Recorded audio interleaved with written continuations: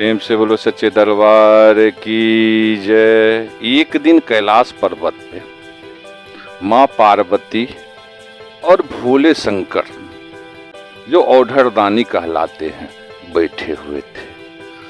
तो बाबा को ने कहा, जो हे देवी, मैं आपके बारे में बतला रहा हूं, जिसको श्रवण करने मात्र से सभी प्राणियों का दुख दूर हो जाते हैं।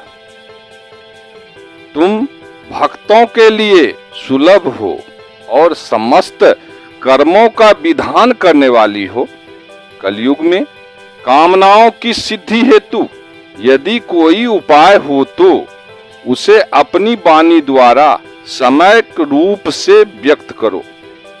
देवी ने कहा, हे देव, आपका मेरे ऊपर बहुत स्नेह है।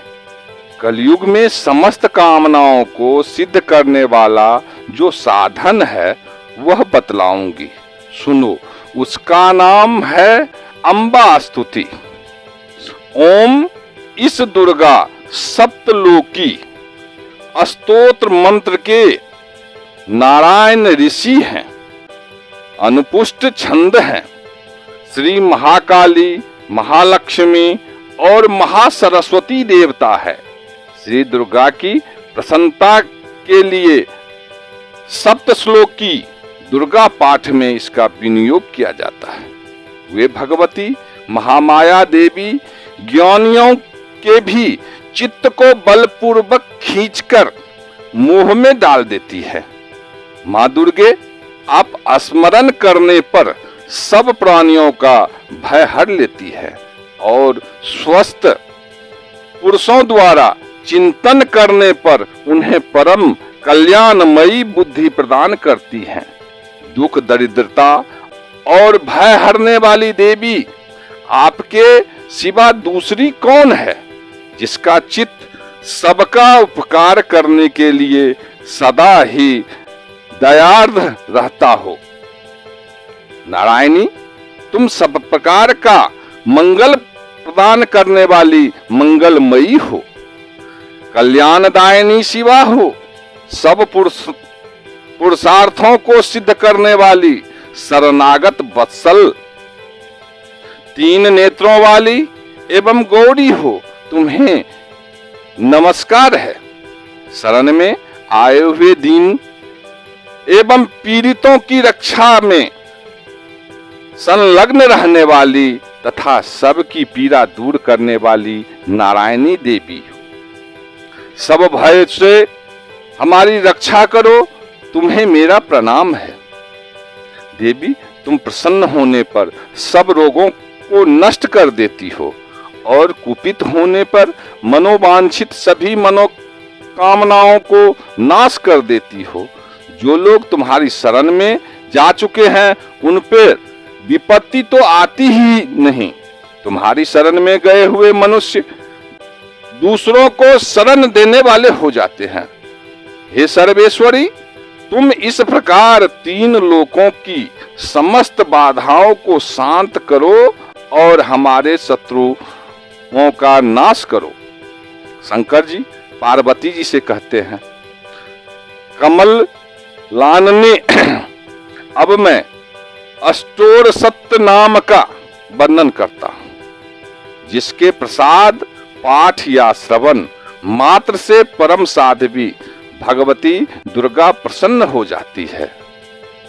पहला ओम सती, दूसरा ओम साध्वी, ओम भव प्रीता, भगवान शिव पर प्रीति रखने वाली, भवानी भव मोचनी, संसार बंधन से मुक्त करने वाली, आर्या, दुर्गा, जया, आद्या, त्रिनेत्रा, शूल धारणी, पिनाक धारणी, चित्रा, चंड घंटा, प्रचंड स्वर घंटानाद करने वाली, महातपा, भारी तपस्या करने वाली, मनन शक्ति, बुद्धि, बौद्ध शक्ति, अहंकार, अहंता का आश्रय, चित्त रूपा, चिता, चित्ती, चेतना, सर्व मंत्रमयी सता सत स्वरूपा सत्यानंद रूपिणी अनंता, जिनके स्वरूप का कहीं अंत नहीं। भवानी सबको उत्पन्न करने वाली, भाव्या भावना एवं ध्यान करने योग्य, भाव्या कल्याण रूपा, अभाव्या जिस पे बढ़कर भव्य कहीं है ही नहीं, सदागति सांभवी शिव प्रिया देव माता, चिंता रत्न प्रिया सर्व विद्या दक्ष कन्या यक्ष विनाशिनी, अपर्णा तपस्या के समय पत्ते को भी न खाने वाली, अनेक वर्णा अनेक रंगों वाली, पाटला लाल रंग वाली, पाटलावती गुलाब के फूल या लाल फूल धारण करने वाली, पट्टाम परिधान रेशमी वस्त्र पहनने वाली, कमल मंजरनी मधु ध्वनि करने वाली, मंजरी को धारण करके प्रसन्न रहने वाली, अमय विक्रमा क्रूरा दैत्यों के प्रति कठोर दंड देने वाली, सुंदरी सुर सुंदरी वन दुर्गा मातांगी मतंग मुनि पूजिता, ब्राह्मणी माहेश्वरी इंद्री कौमारी वैष्णवी चामुंडा बाराही लक्ष्मी पुरुषाकृति विमला उत्कर्षणी ज्ञाना क्रिया नित्या बुद्धिदा बहुला बहुल प्रेमा सर्ववाहन वाहना निशुंभ शुंभ हननी, महिषासुर मर्दनी मधुकेत भंत्रिणी चामुंड विनाशिनी, सर्वासुर विनाशा सर्वदा बधातिनी सर्वशास्त्रमयी सत्या, सर्वास्त्र धारणी अनेक सहस्त्र हस्ता अनेक सहस्त्र धारणी कुमारी, एक कन्या केशोरी युवती यति अप्रोढ़ा प्रोढ़ा बुद्धमाता बलप्रदा महोदरी, मुक्तकेशी घोर रूपा महाबला अग्निज्वाला रौद्रमुखी कालरात्रि तपस्विनी, नारायणी भद्रकाली विष्णुमाया जलोदरी शिवदूती, कराली अनंता परमेश्वरी कात्यायनी सावित्री प्रत्यक्षा ब्रह्मवादिनी, देवी पार्वती जो प्रतिदिन दुर्गा जी के इस नाम का पाठ करता है उसके लिए तीनों लोकों में कुछ भी असाध्य नहीं है। वह धन धान्य पुत्र स्त्री घोड़ा हाथी धर्म आदि 4 पुरुषार्थ तथा अंत में सनातन मुक्ति भी प्राप्त कर लेता है।